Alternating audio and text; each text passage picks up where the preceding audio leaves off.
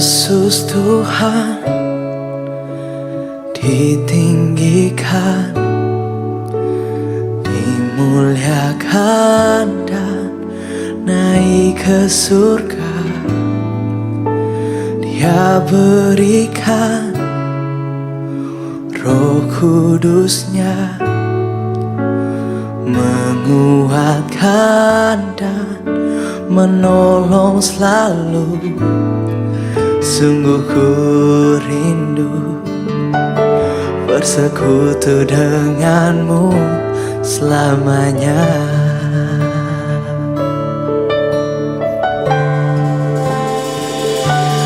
Allah Roh Kudus, jamah hatiku dengan urapanmu.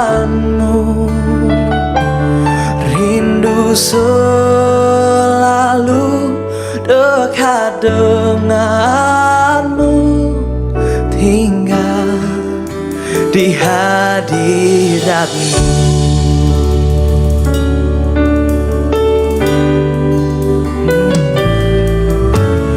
Yesus Tuhan ditinggikan, dimuliakan dan naik ke surga.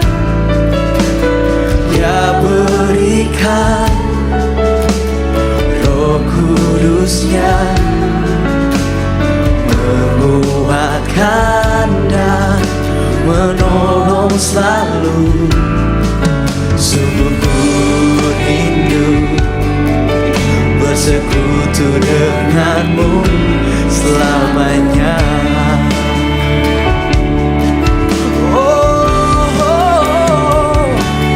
Allah Roh Kudus, jamah hatiku dengan urapanmu.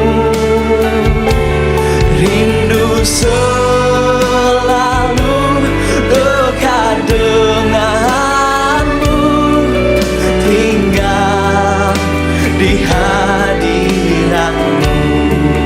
Oh Allah Roh Kudus, jamah hatiku dengan urapanmu.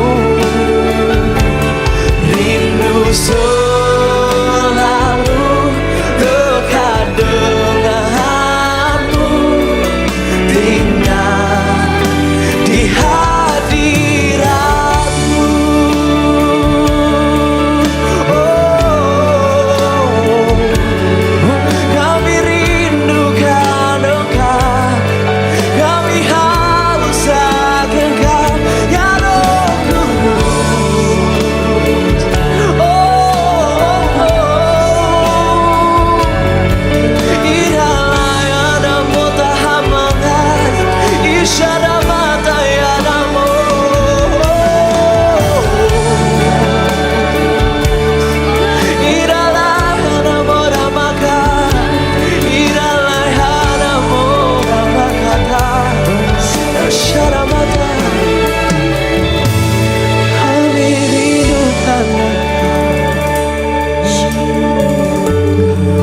Kami haus akan-Mu Tuhan.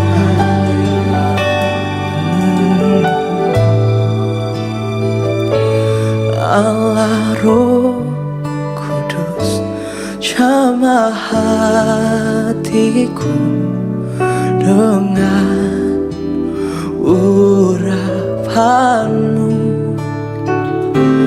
Rindu selalu dekat denganmu, tinggal di hadiratmu. Allah Roh Kudus, jamah hatiku dengan urapanmu. Rindu selalu dekat denganmu, tinggal di hadirat-Mu.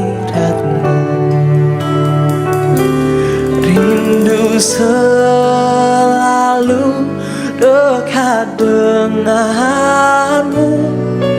tinggal di hadirat-Mu. Rindu selalu dekat denganmu, tinggal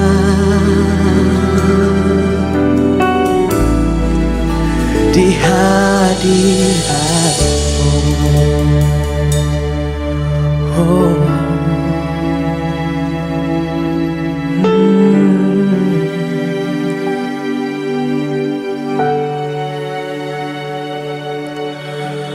Holy Spirit, all my fountains are in you.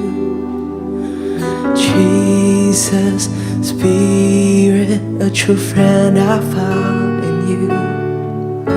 Spring of love, joy and peace, you breathe your life in me. Patiently, you will always wait for me. You're so kind, so good and faithful too. Bit and bridle in my flesh, gently lead me to you.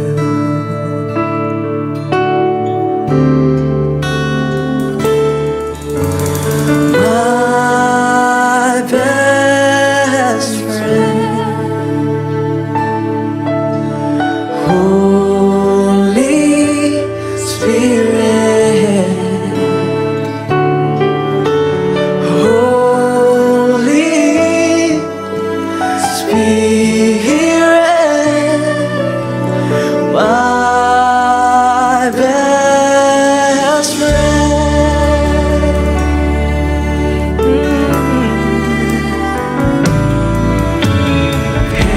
Patiently, you will always wait for me.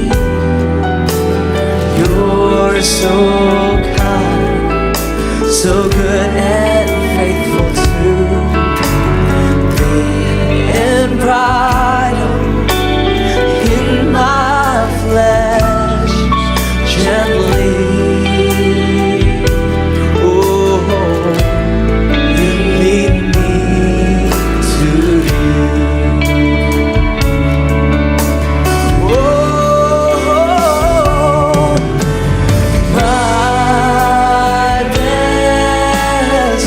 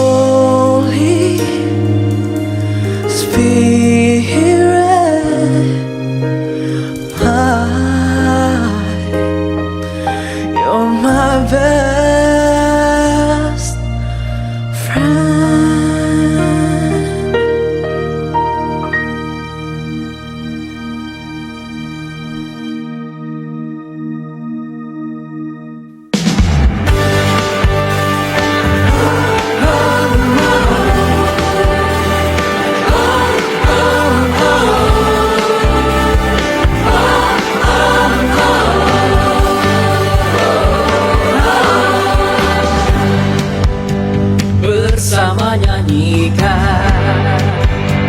Puji dan rayakan, dia jalan kebenaran kehidupan.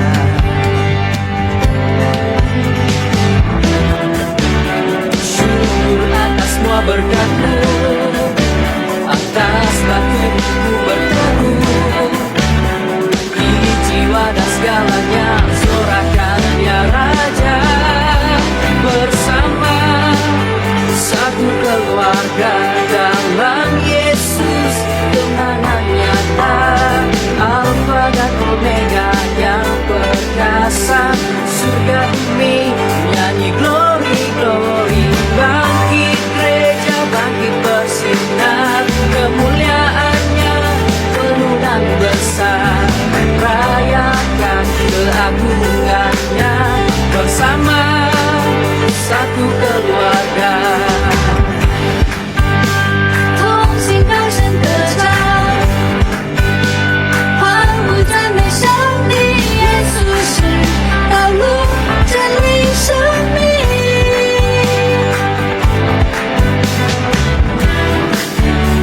感谢耶稣你的祝福，在艰苦万事上我们站立，献上全心全意全人，扬声赞美基督我王。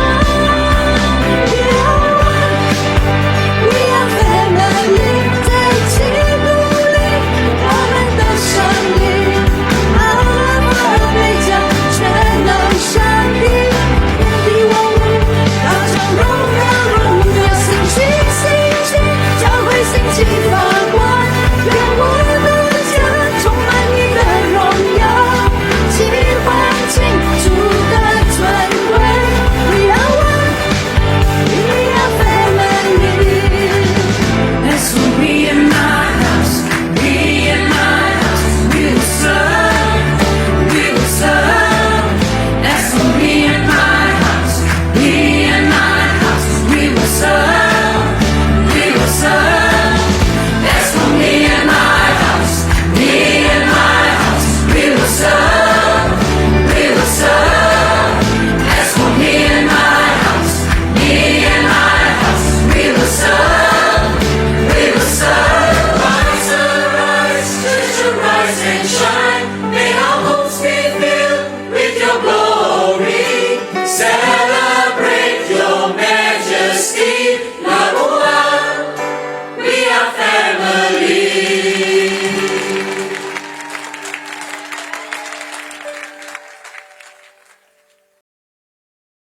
Shalom jemaat yang dikasihi Tuhan, selamat beribadah secara atas talian. Tuhan beserta kamu. Dan beserta kamu juga. Saya gembira bila mereka berkata kepada saya, Mari kita pergi kepada Tuhan. hai, marilah kita menyanyi kepada Tuhan. Mari kita bersorak dan sukacita dan pujian selama Maha Kuasa. Allah itu roh, Kita bersama jadi orang dan kebenaran. kemuliaan kepada Allah, Bapa, Anak, dan Roh Kudus. Puji Tuhan sekarang dan selama-lamanya. Amin. Doa kesucian bersama-sama. Ya Allah yang Maha Kuasa, semua hati manusia terbuka di hadapan Tuhan. Semua keinginannya diketahui oleh-Mu, dan daripadamu tiada rahasia yang tersembunyi. Sucikanlah niat hati kami dengan ilham Roh Kudus-Mu, supaya kami boleh mengasihi-Mu dengan sempurna dan memuliakan nama-Mu yang kudus dengan selayaknya, melalui Yesus Kristus Tuhan kami. Amin. Mari kita beri kemuliaan kepada Tuhan kita Yesus Kristus.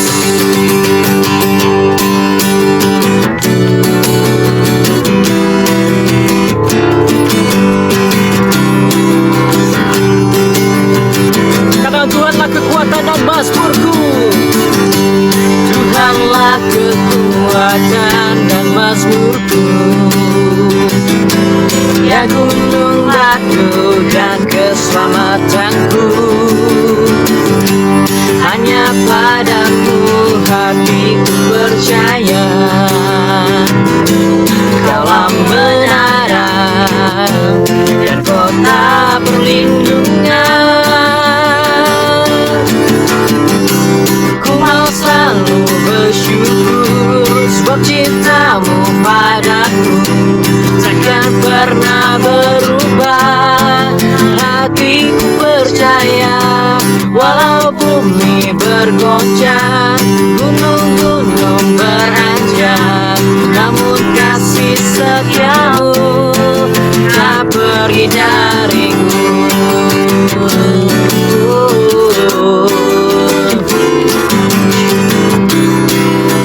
Sekali lagi, Tuhanlah kekuatan, Tuhanlah kekuatan dan mazmurku. Ya gunung batu dan keselamatanku, hanya padamu hatiku percaya. Kaulah benaran dan kota perlindungan. Ku mau selalu bersyukur, sebab cintamu padaku takkan pernah berubah. Hatiku percaya, walau bumi bergoncang, gunung-gunung beranjak, namun kasih setiamu tak pergi dariku. Ku mau selalu bersyukur, sebab cintamu padaku takkan pernah berubah. Hatiku percaya, walau bumi bergoncang, gunung-gunung beranjak, namun kasih setiamu tak pergi dariku. Namun kasih setiamu tak pergi dariku. Namun kasih setiamu tak pergi dariku.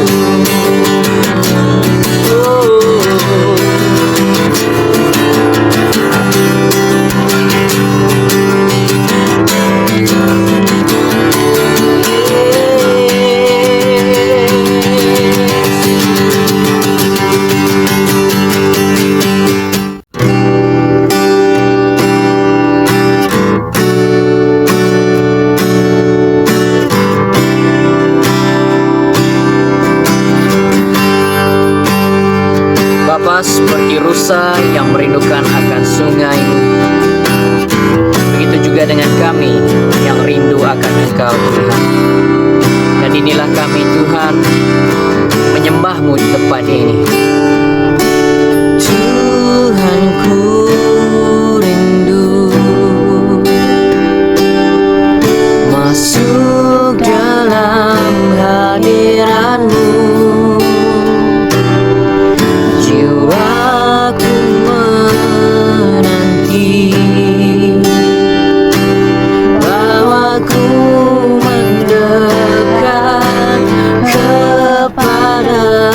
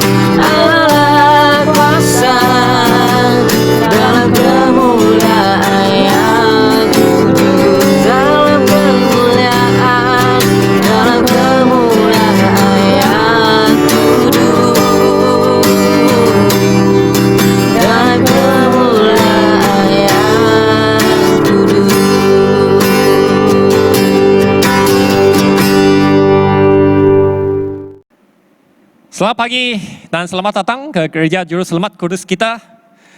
Pagi ini saya hanya ada dua dorongan untuk kita semua. Pada musim pandemik COVID ini kita tahu kes di Labuan semakin meningkat.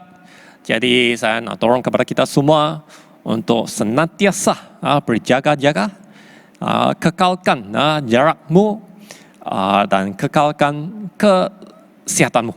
Right? Kebersihanmu juga. Alright. Jadi kalau kita perlu keluar untuk beli-bela ataupun urusan, sila ikut SOP yang telah ditetapkan supaya bersama-sama kita dapat menangangi pandemik COVID ini. Hey, yang kedua itu ialah satu dorongan untuk kita terus setia dalam pemberian kita.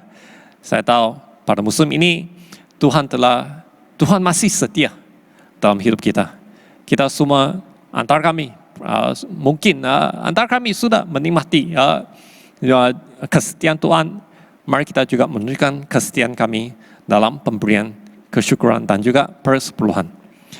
Selain itu, kalau kita masih ingin memberi kepada dana misi kepada diosis ini, sila nyatakan dalam pemberian online. Supaya kita boleh tujukan segala pemberian ini kepada diosis untuk memperluaskan kerja misi di diosis. Itu saja untuk minggu ini. Mari kita sekarang bukakan hati kami untuk mendengar firman Tuhan. Pembacaan pertama diambil dari Galatia pasal 5 ayat 13 hingga 26. Galatia pasal 5 ayat 13 hingga 26. Ayat 13. Saudara-saudara, memang kamu telah dipanggil untuk merdeka. Tetapi janganlah kamu mempergunakan kemerdekaan itu sebagai kesempatan untuk kehidupan dalam dosa, melainkan layanilah seorang akan yang lain oleh kasih.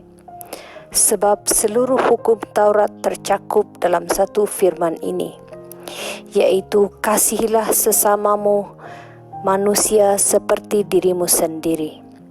Tetapi jikalau kamu saling menggigit dan saling menelan, awaslah supaya jangan kamu saling membinasakan. Maksudku ialah, hiduplah oleh roh, maka kamu tidak akan menuruti keinginan daging. Sebab keinginan daging berlawanan dengan keinginan roh, dan keinginan roh berlawanan dengan keinginan daging. Karena keduanya bertentangan, sehingga kamu setiap kali tidak melakukan apa yang kamu kehendaki. Akan tetapi, jikalau kamu memberi dirimu dipimpin oleh roh, maka kamu tidak hidup di bawah hukum Taurat. Perbuatan daging telah nyata, yaitu percabulan, kecemaran, hawa nafsu, penyembahan berhala, sihir, perseteruan, perselisihan, iri hati, amarah, kepentingan diri sendiri, percideraan, roh pemecah, kedengkian, kemabukan, pesta pora, dan sebagainya. Terhadap semuanya itu kuperingatkan kamu, seperti yang telah kubuat dahulu, bahwa barang siapa melakukan hal-hal yang demikian, ia tidak akan mendapat bagian dalam kerajaan Allah. Tetapi buah roh ialah kasih, sukacita, damai sejahtera, kesabaran, kemurahan, kebaikan, kesetiaan, kelemah lembutan, penguasaan diri. Tidak ada hukum yang menentang hal-hal itu. Barang siapa menjadi milik Kristus Yesus, ia telah menyalibkan daging dengan segala hawa nafsu dan keinginannya. Jikalau kita hidup oleh roh, baiklah hidup kita juga dipimpin oleh roh. Dan janganlah kita gila hormat. Janganlah kita saling menentang dan saling mendengki. Demikianlah firman Tuhan.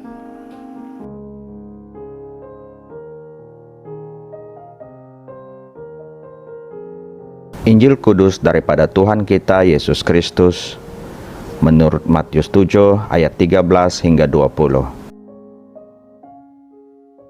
Matius 7 ayat 13 hingga 20.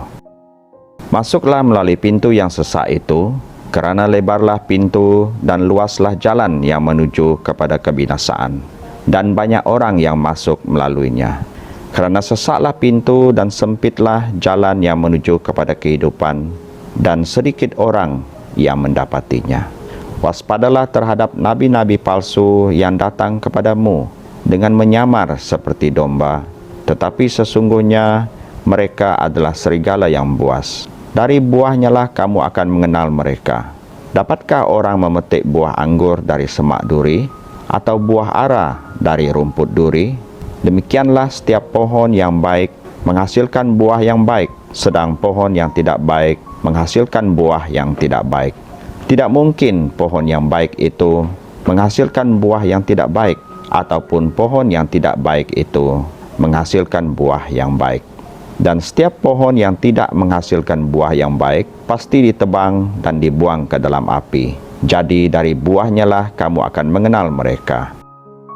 Demikianlah Injil Kristus. Selamat pagi, selamat datang ke Gereja Juru Selamat Kudus kita. Pagi ini kita masuk sampai penghujung khotbah kita dalam pengajian kita dalam khotbah di atas bukit. 18 khotbah sebelum ini. Saya tidak tahu kita ingat atau tidak. 18 khotbah yang saya ada masih dua lagi hari minggu ini dan minggu depan. Kita sudah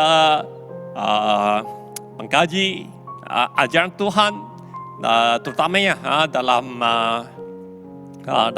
khotbah di atas bukit ini. Nilai-nilai kerajaan ini yang untuk membentuk umat kerajaan. Jadi ini sangat penting. Bila kita sudah mengetahui, sudah mengkaji semua ini, sampai satu simpang sekarang, boleh katakan penghujung simpang, di mana kita harus buat satu pilihan.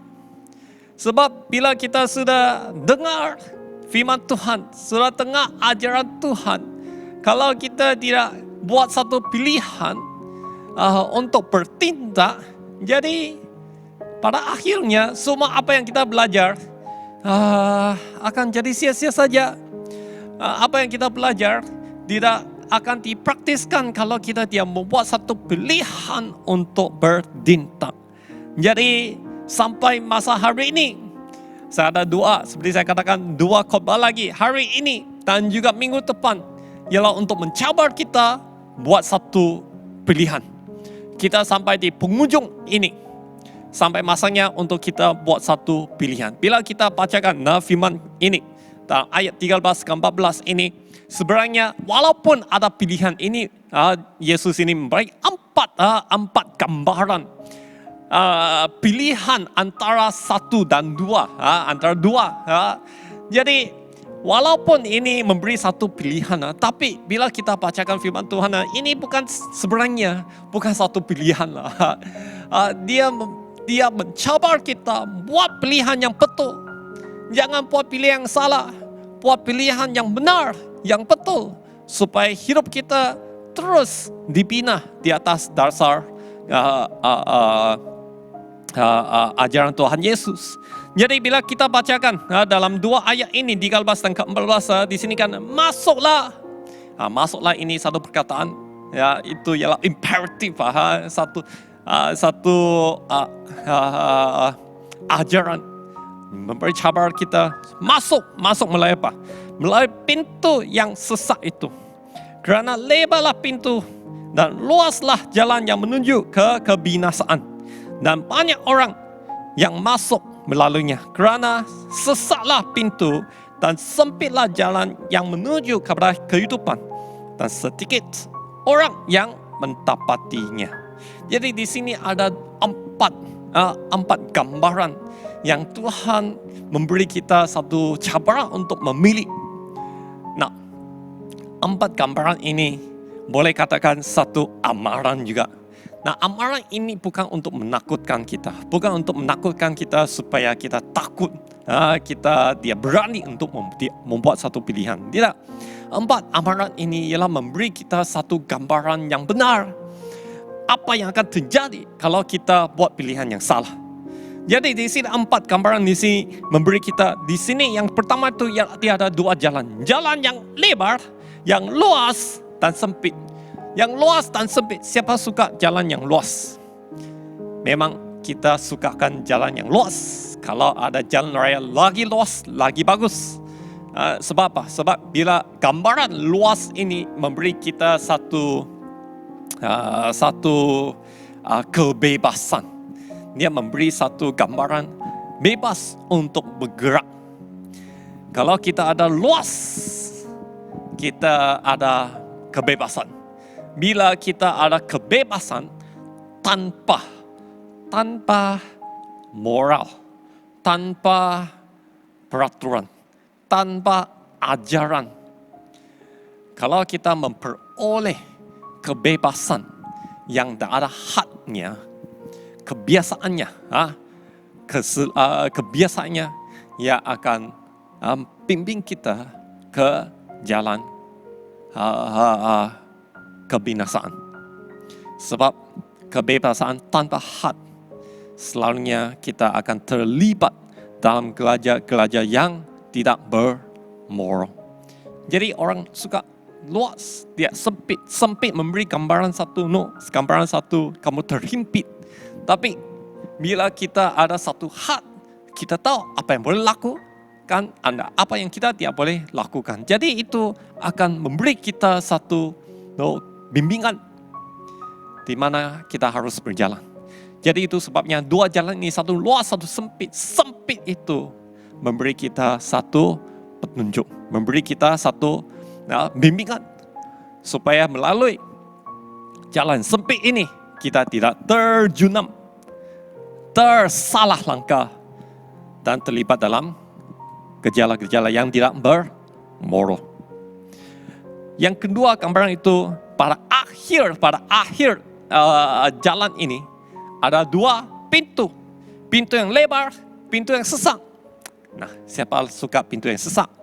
Saya masih ingat dalam beberapa tahun dulu lah, sebelum saya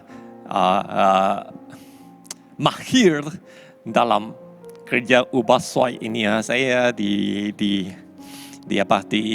rumah ibu saya mau buat satu pintu, pintu tantas ini.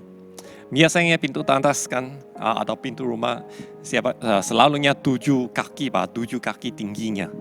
Tapi saya pikir tidak perlu 7 kaki lah, saya hanya 6 kaki saja. Ibu bapa saya semua hanya 5 kaki lebih, jadi 6 kaki cukup lah, tidak perlu berapa tinggi. Jadi selepas siap itu, pintu itu agak rendah, agak sempit. Jadi setiap kali saya masuk sekarang, saya kena tuntut kepala. Jadi perasaan tidak senang lah. Saya buat satu kesilapan. Sebenarnya kalau kita ada luas sedikit, lebih bagus lah. Siapa dia inginkan pintu yang lebih besar, pintu yang lebar. Tapi kalau dalam segi kerohanian, yang lebar ini seperti jalan yang luas ini, kalau kita tidak berhati-hati, kita akan terjunam, tersalah langkah, terlibat dalam gejala-gejala yang tidak bermoral. Jadi pintu yang sempit ini memerlukan usaha untuk masuk dalam pintu ini. Mungkin selain dapat usaha, memerlukan kita untuk menangkalkan beban-beban yang sebelum ini untuk memasuki pintu yang kecil ini. Mungkin dalam hidup kita ada beban keangkuhan. Untuk masuk dalam pintu kecil ini, kita kena letakkan, kena tanggalkan beban ini supaya kita dapat masuk dalam pintu yang sempit ini. Jadi sangat penting kita masuk pintu yang sempit. Jadi apa usaha yang kita telah lakukan untuk memasuki pintu yang sempit ini. Kita telah belajar banyak nilai-nilai ajaran Tuhan dalam khotbah di atas bukit. 18 khotbah. Sebelum saya ada khotbah lagi, ada ajaran Tuhan, ada ajaran dari Alkitab. Mana satu yang kita telah usahakan untuk mengikut ajaran ini? Tidak perlulah ya kita memandang jauh. Kita hanya melihat khotbah di atas bukit ini. 18 khotbah, apa yang kita ingat? Saya harap kita ingatlah. Kalau tidak ingat, bolehlah rujuk balik kepada Matius 5 dan ke-7 sampai ke-7 ini, 3 pasal ini. Apa yang kita telah usahakan? Usahakan untuk masuk dalam pintu yang sempit ini. Kita telah belajar satu ajaran berkaitan dengan memaafkan orang lain. Adakah kita sanggup memaafkan? Adakah kita sanggup memaafkan orang lain? Kita telah belajar nilai untuk membantu, mengasihi orang lain, mengasihi hidup. Adakah kita menggunakan hidup sendiri untuk menjadi berkat kepada orang lain? Kita telah belajar untuk melayani. Jangan khawatir. Melayani, carilah kehendak Tuhan. Adakah kita sudah mencari dan melayani? Apakah yang berkenaan dengan keuangan? Adakah kita sudah menggunakan keuangan kita untuk memuliakan nama Tuhan, menggunakan keuangan yang kami ada, yang Tuhan telah kurniakan untuk memuliakan Allah? Jadi semua nilai ini yang kita telah belajar, adakah kita sudah usahakan mempraktiskan? Sebab pintu yang kecil ini perlukan usaha untuk melakukannya. Sebab pada akhirnya di sebelah pintu ini ada 2 pilihan lagi. Pilihan antara kebinasaan dan kehidupan. Kalau kita pilih pintu yang salah, kebinasaan akan menanti. Tapi kalau kita pilih kehidupan akan memberi kita kehidupan kekal. Nah, di sini firman Yesus sendiri katakan, apa gunanya kalau kita telah memiliki segala sesuatu, tapi pada akhirnya kita korbankan jiwa kita. Itu dari Matius 16 ayat 26 di sini. Apakah kita apa gunanya kita memiliki dunia segala-galanya, tetapi jiwa kita telah korbankan. Jadi di sini sangat penting kita mengenal bahwa ada satu kehidupan yang Tuhan telah kurniakan kepada kita.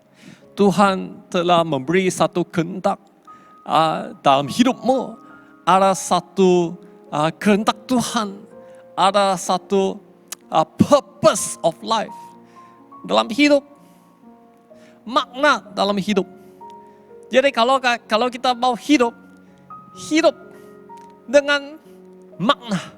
Hidup dengan dalam kehendak Tuhan. Jangan kita hanya hidup untuk diri sendiri saja. Sebab pada akhirnya dia akan membawa apa-apa maksud pun. Kalau kita hanya hidup untuk diri kami sendiri, jadi pada akhirnya apa gunanya? Apa gunanya? Jadi hidup yang kita ada dalam dunia ini pasti dan mesti ada kehendak Tuhan. Ada maknanya. Jadi hidupmu sangat berharga. Hidupmu sangat berharga dalam Tuhan. Dia kira di mana kamu saja. Tuhan telah kurniakan satu hidup yang bermakna. Jadi kita harus mencari Tuhan. Kita harus mencari kehendak Tuhan. Mengapa Tuhan telah kurniakan hidup ini kepada saya? Mengapa Tuhan telah kurniakan jawatan ini kepada saya? Mengapa Tuhan telah kurniakan keluarga ini kepada saya? Mengapa Tuhan telah kurniakan talenta ini kepada saya? Pasti ada maknanya. Jadi kalau kita hiduplah dengan bermakna. Hidup dengan purpose. Supaya kita dapat dalam hidup ada satu maklumatnya. Lebih lagi, maklumat ini ialah untuk memuliakan nama Tuhan. Dan pada akhirnya kehidupan ini bukan saja memberi satu kepuasan dalam hidup, tapi kehidupan kekal juga. Jadi kebinasaan dan hidup. Ada 2 pintu di sini. Sampai masanya untuk kita buat satu pilihan. Adakah kita mau memilih hidup? Adakah kita mau memilih pintu yang kecil, yang sesak ini? Supaya melalui ini kita memperoleh hidup. Dan ini perlukan usaha. Ini perlukan pengorbanan. Ini perlukan kekuatan untuk mengharungi jalan yang sempit ini. Nah, gambaran keempat ini ialah satu gambaran yang harus kita benar-benar mengenal. Sebab gambaran keempat ini ialah di mana dia katakan ada 2 kelompok orang. 2 kumpulan orang. Satu kumpulan ialah banyak orang yang memilih. Satu kumpulan ialah sedikit orang yang memilih. Jadi hanya 2 kelompok saja. Mereka yang banyak yang memilih jalan yang luas ini. Ataupun orang yang sedikit yang memilih jalan yang sesak ini. Yang kecil ini. Hanya ada 2 kelompok. Dia ada jalan tengah. Jadi di mana kita berada? Ini adalah satu cabaran untuk kita mengenal. Dia ada jalan tengah. Dia ada pagar di tengah. Dia ada antara 2 ini. Kita harus pilih satu. Kalau kita tidak pilih yang sempit ini, bermaksud kita berada di jalan yang besar ini, yang luas ini, yang pada akhirnya akan menjunam dalam kebinasaan. Jadi dalam firman Tuhan juga katakan kita harus komit. Janganlah suam-suam hati, seperti Injil dalam firman Tuhan katakan. Kalau kita suam-suam hati saja, segala sesuatu Tuhan akan keluarkan. Jadi pilihlah, jadilah pilih satu pilihan di mana kita berjalan di tempat jalan yang sempit ini, melalui pintu yang sesak ini, supaya pada akhirnya kita akan memperoleh kehidupan. Perjalanan ini bukannya senang, kita semua tahu. Jadi itu sebabnya Yesus seterusnya memberi satu amaran kita supaya kita berjaga-jaga, berwaspada, berjaga-jaga. Ayat ke-15 sampai ke-20 ini memberi kita satu kebenaran ataupun reality dalam dunia di mana ayat 15 ini berwaspadalah terhadap nabi-nabi palsu yang datang kepadamu dengan menyamar seperti domba, tapi sesungguhnya mereka adalah serigala yang buas. Dari buahnya, ayat yang ke-15 ini, mereka adalah serigala yang buas. Dalam bahasa Inggris katakan hunting ferocious wolf, di sini ada katakan hunting, dalam bahasa Inggris dia katakan hunt, always hunting untuk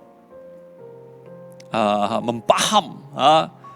Jadi inilah satu realiti yang sudah berlaku pada masa Tuhan Yesus, bukan hanya sekarang, tapi sekarang lebih meluas lagi. Nah, di sini saya ingin bagi satu harap menjadi satu peringatan kepada kita semua. Pandemik ini ada baik, bukan ada baik, telah membuka satu ruangan dalam online.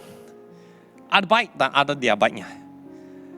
Sebab pandemik ini kita telah masuk dalam ruangan multimedia, ruangan internet online ini secara meluas tiba-tiba. Jadi baiknya ialah kita dapat memperoleh banyak ajaran. Kita dapat dengar khotbah dari gereja-gereja lain. Saya harap ini tidak terjadi kalau antara hari ini yang mengikut kebaktian Juru Selamat Kudus kita, kalau kamu jemaat dia suka khotbah saya, senang saja dengan jari saya tekan, kamu boleh ikut khotbah gereja lain dari KK kah, dari Semenanjung kah, dari Singapura kah, dari Australia kah, dari Amerika Syarikat kah, di mana-mana saja kita boleh memperoleh ajaran-ajaran hanya melalui online. Jadi ini ialah satu cara yang baik. Saya juga syukur ada antara jemaat kita yang mengambil keinginan untuk belajar di atas talian secara online ini. Tapi kita harus berwaspada. Bukan semua ajaran itu mengikut kebenaran Tuhan Yesus. Ini telah berlaku pada zaman Yesus. Hari ini, walaupun perkara yang dia baik, ia juga terjadi. Jadi kita harus berwaspada. Apa ajaran yang kita terima? Jadi satu peringatan untuk kita semua, kalau kita mengikut ajaran-ajaran di atas talian dari gereja lain, dari persatuan lain, dari negara lain, pertama-tama dulu tanyalah pastor, tanyalah pembimbing, sama ada ajaran ini benar atau tidak. Dan saya percaya pastor-pastor yang kita ada, sekurang-kurangnya mereka dapat mengenal pasti adakah ajaran ini mengikut kebenaran Tuhan atau tidak. Oke, jadi tanya dulu sebelum kita mengikut sebarang ajaran-ajaran dari tempat yang lain. Baik untuk kita memperluaskan pengajian kita, tapi kita harus berwaspada. Kalau kita tidak berwaspada, kita akan terjunam dan kita akan terikat. Sebab setiap ajaran akan menghasilkan buah. Di sini firman Tuhan katakan, watch out your life. Tuhan akan ajaran di sini akan menghasilkan buah. Pokok yang di sini katakan ayat yang ke-16, dari buahnya kamu dapat mengenal mereka.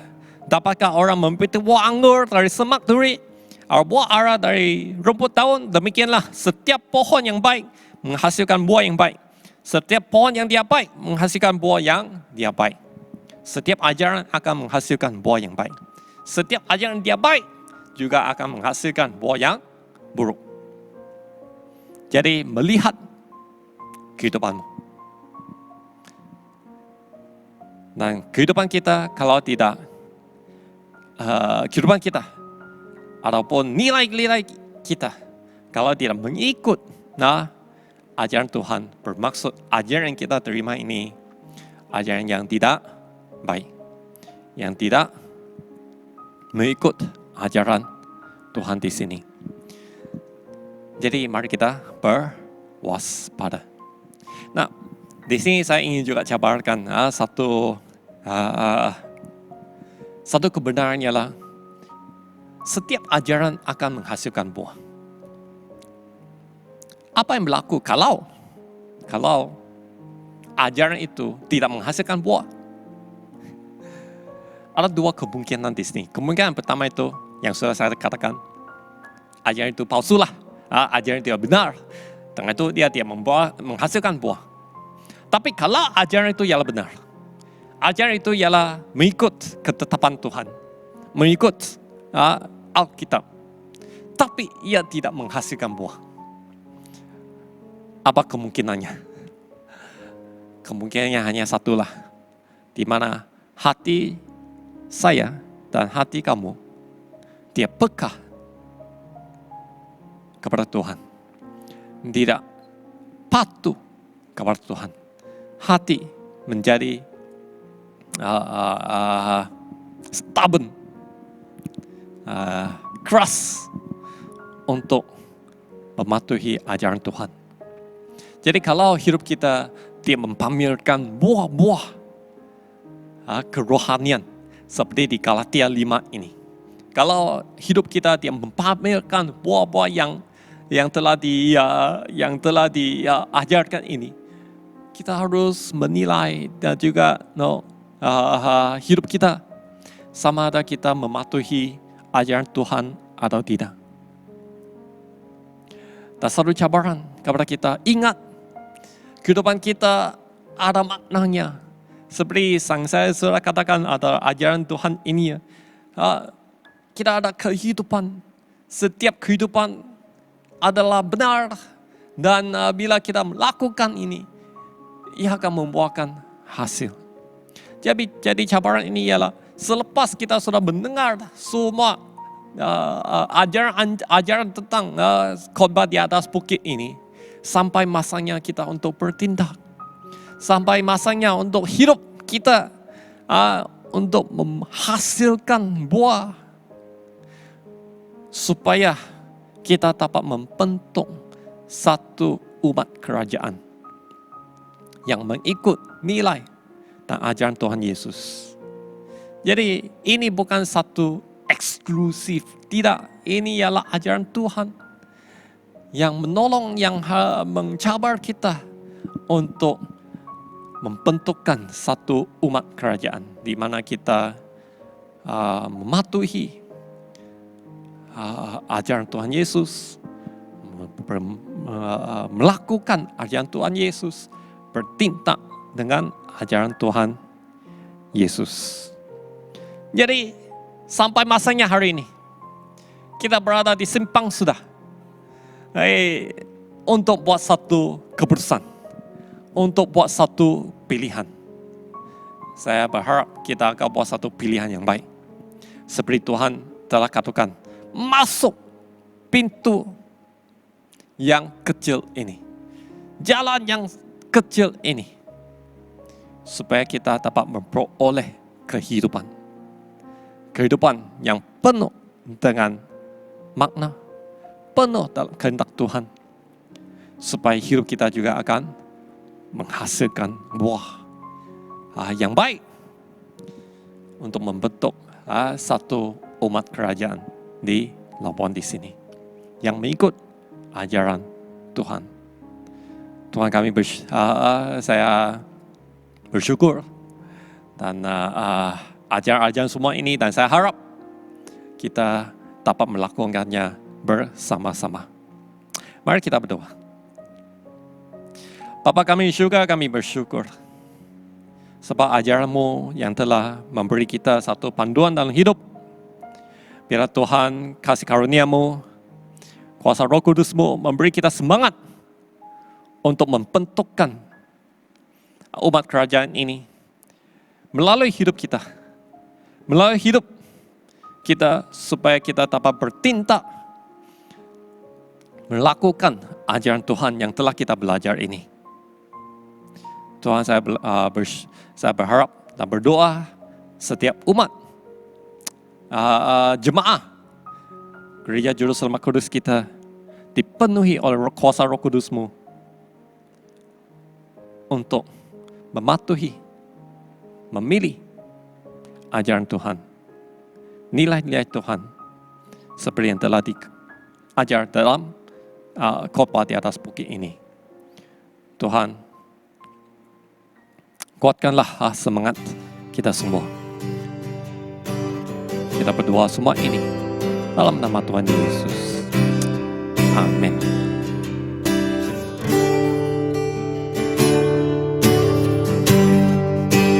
Ajar aku Tuhan jalan-jalan terang-Mu, berikan ku hati yang teguh mengasihi-Mu.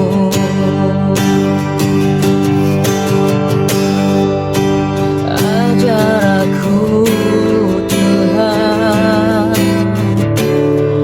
jalan dalam terang-Mu, berikan ku hati yang teguh mengasihi-Mu.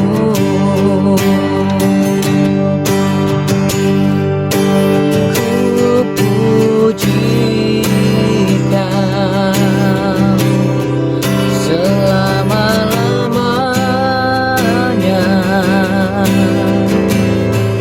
senang hatiku, senang kuatku, senang hidupku, ku serahkan padamu. Jadilah sesuai kehendak-Mu, Yesus Tuhan. Ajar aku Tuhan jalan dalam terang-Mu, berikan ku hati yang teguh mengasihi-Mu.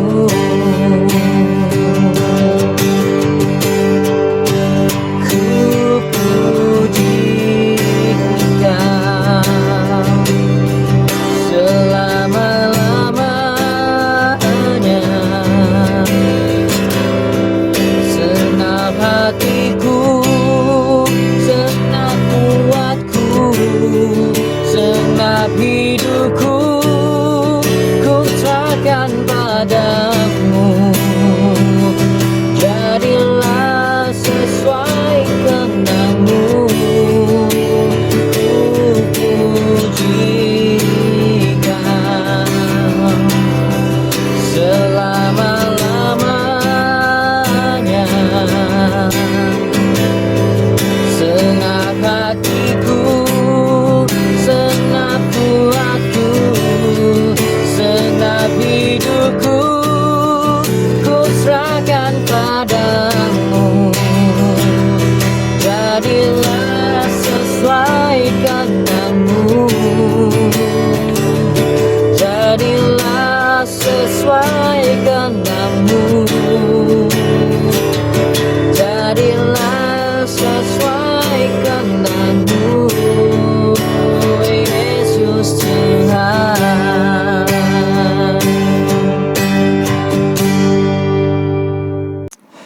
Marilah kita menerima berkat dari Tuhan. Sentosa Allah yang melebihi pengertian manusia memeliharakan hati dan jiwa kamu di dalam pengetahuan dan kasih Allah dan anaknya Yesus Kristus Tuhan kita. Dan berkat Allah yang Maha Kuasa, Bapa, Anak, dan Roh Kudus berserta dengan kamu dan tinggal serta kamu sampai selama-lamanya. Amin. Pergilah dengan damai sejahtera dan layanilah Tuhan. Dalam nama Kristus. Amin. Amin.